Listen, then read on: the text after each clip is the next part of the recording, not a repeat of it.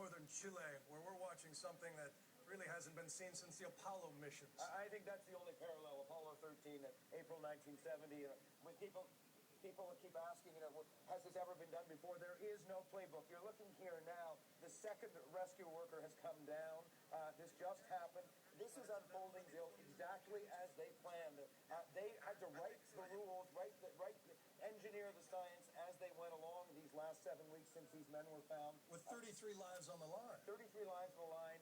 It is incredible. Just sustaining them, you'll remember, was so difficult. They had this 6-inch hole. Everything that they sent down, the food, the water, the clothing, the medicine, had to be 4 inches or smaller. Well, they decided that the first few men up would be sort of the fittest emotionally, psychologically, physically, in case something did go awry in the tube. So the next one up is a gentleman named Mario Sepulveda, and he was the narrator, and he is one of your cast of characters that you came to know from up here. That's right. There is a strange sense that having been here so much and knowing their wives and daughters and families, that you do feel like you know these men, having never actually met them. And they really are an extraordinary cast of characters. Together, the miners of the San Jose Mine have been a living testament of survival. Not only has their nearly 70-day ordeal captivated the world, but so have the individual stories. A story played out in front of billions with no shortage of melodrama and characters, all set against the backdrop of this epic rescue effort. Nothing this deep or complex has ever been tried before. Among the men who've been waiting 2,300 feet below the surface for this night is heavy equipment operator Mario Sepulveda. He has become a bit of a celebrity across Chile, where he's become known as just the presenter. Taking command in front of the camera, he narrated the video tour of their subterranean prison. Now apparently several TV stations are waiting for him to surface to bid for his newfound talents. Just hours after the miners were found back in August, we met Liliana Ramirez, the wife of the oldest miner, 63-year-old Mario Gomez. That frame held a letter he had sent her. Dear Lila, I am okay, thank God. I hope to get out soon. Patience and faith. Gomez has worked in the mine since he was 12. His lungs damaged by 50 years of inhaling silicone dust. Just yesterday, we met Lila again. I'm anxious, she says, and happy that this nightmare is coming to an end. Her husband will be one of the first pulled out tonight. Down below, the men developed a makeshift tribal order. They divided themselves into 3 groups, the 105, the ramp, and the refuge, named after the parts of the mine where they were sleeping. They didn't compete, they just rotated responsibilities. Some even found themselves in key roles. Johnny Barrios, armed with a few months of medical training, has been acting as the group medic, giving medical advice to fellow miners. But when he gets pulled up, he's got some answering to do. It was because of the mine collapse that his wife found out that for 5 years he has had a mistress. The sordid details of their love triangle have made international news, but it could be coming to his end. His wife has had enough. At one point, he sent a letter that I read. And what did it say? 2 days ago, and he says, I would like to have both of you there when I come out. And the lady says, I love myself too much now. I have learned a lot about myself in these 2 months, and I'm not going to be humiliated in public. But for other miners, it seems like the disaster has had the opposite effect. One man, Esteban Rojas, proposed to his partner of 25 years. Although they are legally married and have 3 children, they couldn't afford a church wedding. He wrote her a letter saying, when I get out, let's buy that dress. We'll get married. Claudio Yanez had the opposite problem. Despite years of asking, his girlfriend of 10 years had refused to marry him. Not surprisingly, all of that has changed. She says, I told him, Claudio, I accept your proposal. And I thought he was going to say no, but he said, okay, my love, as soon as I get out of here, we're going to get married. Ariel Tacona will be the second to last man out of the mine, which means he'll have to wait to meet his newborn daughter, Esperanza, which means hope in Spanish. His wife, Elizabeth, was 8 months pregnant when the mine collapsed. I've been trying to remain calm, she said last month, because it's not easy to be pregnant in a situation like this. But I had to do it for our other children and for me. When the big moment arrived, the birth was recorded on a video camera so Ariel could watch it deep underground. While the men organized themselves underground, a different kind of order popped up above ground, just outside the mine gates. They call this Campamento Esperanza, Camp Hope. Let me show you one of the areas where the families have spent these last 69 days.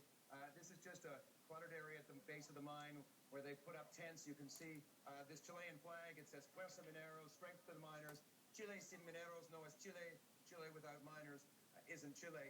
And over here is where some of the families have been living. You can see some of the kids as they await the end of the day, drawing with crayons, and they've got balloons here. For most of the time I was here, you could just come in and sit down and have tea with these people and talk to them about the hardship and the horror of.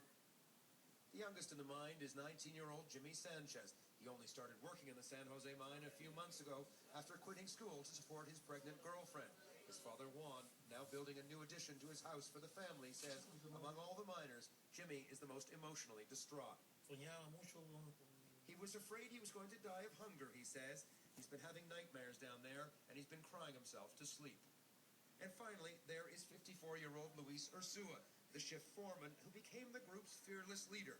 He managed to get his men to work together during their almost 10 weeks underground, and he managed to keep them sane. Does it surprise you that he took charge?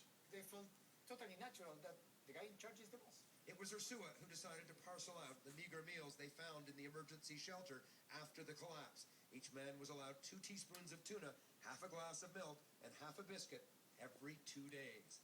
That may have been what saved their lives.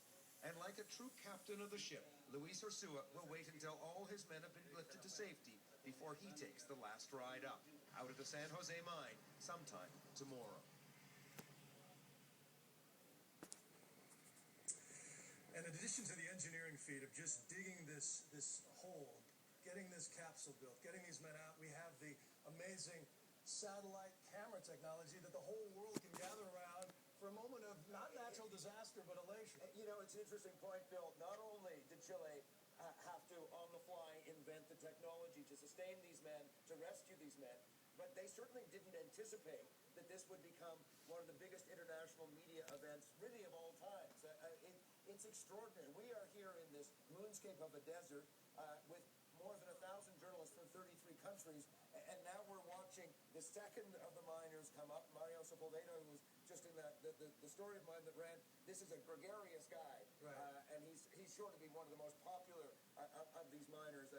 They all face really a life of celebrity from now on. Well, that's it. I mean, these guys went underground 68 days ago, humble, obscure men making $400 a week on average. They are emerging as national heroes. They've been invited to presidential palaces, given lavish trips, book, movie offers as well. So the psychological just strain of that on top of what they've been through. And I think that in talking to people, it's a little frightening. You know, we're familiar with stories back home of people who won big lotteries, that, you know, that dream of being a millionaire, and of course they didn't have the ability to cope with it, and it destroyed their lives. And it's going to be very difficult for these men. They're going to need a lot of help, and hopefully have the strength to turn to people for some guidance, because the glare of the international spotlight is going to be blinding for them, and could be crippling too.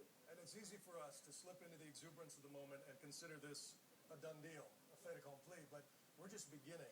Yeah, and there is so much that could go wrong in the next 36 You're hours. right. We shouldn't be cocky, but I think the fact that it's worked so smoothly, we've had one miner come up, 2 rescuers go down, and now we've got a second miner going in and about to come up. I think we can be cautiously optimistic, right, and certainly encouraged by what we're seeing here. And he's about to go up now. Well, we have so much more. We'll keep you up to date on the minute by minute. Oh, there he is. He's headed. And there it goes. Headed to fresh air and the flywheel, which has become a symbol of this amazing, and that red, white, amazing and blue capsule, accomplishment. the colors of the Chilean flag. And they're applauding. Little applause there as well.